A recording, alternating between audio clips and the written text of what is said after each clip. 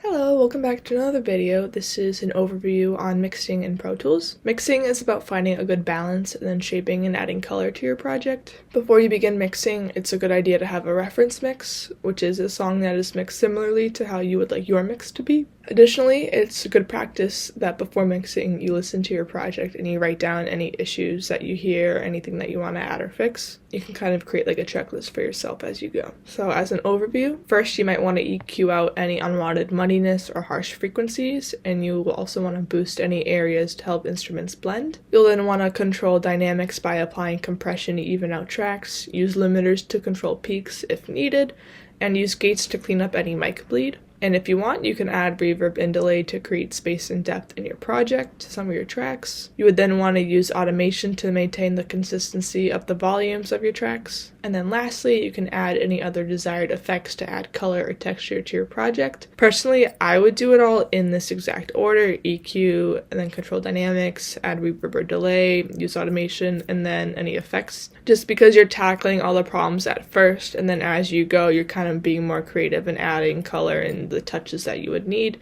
but you definitely want to correct anything first before you get creative with your project. Once you are done mixing, you're going to want to leave headroom for mastering. We talked about this in the pre-mix video. Leaving headroom is reducing your faders just by a little bit so that whatever you're going to do in your next stage, maybe it'll increase the volume of your tracks by a little bit. You want to leave that room so that when the volume does increase, your meters aren't clipping. You're going to want to bounce and export your final mix. Make sure that it's being exported to the right location. And then lastly, make sure you save a session copy of your mix in case anything happens to the original file. This has happened to me before, but thankfully I had a copy of my session so I didn't lose anything.